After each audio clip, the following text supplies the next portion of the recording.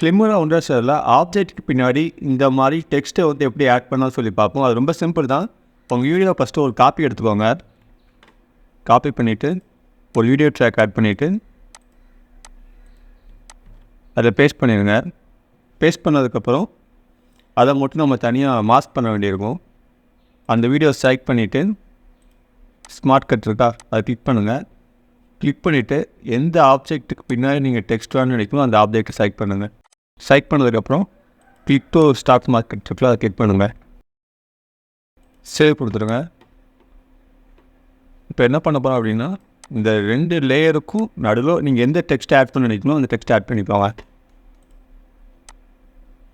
So அந்த டெக்ஸ்ட்டை எடுத்துக்கிறேன்.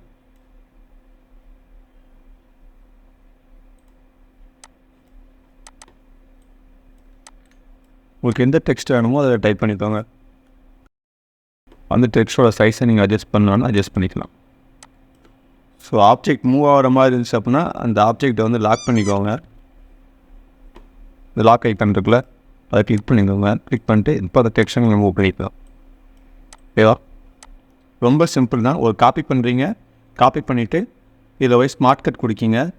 ஸ்மார்ட் கட் கொடுத்ததுக்கப்புறம் அந்த 2 லேயருக்கும் நடுவில் நம்ம டெக்ஸ்ட் ஆட் பண்ணாலே போதும். ட்ரை பண்ணி பாருங்கள். நெக்ஸ்ட் வீடியோவில் பார்க்கலாம். பாய்.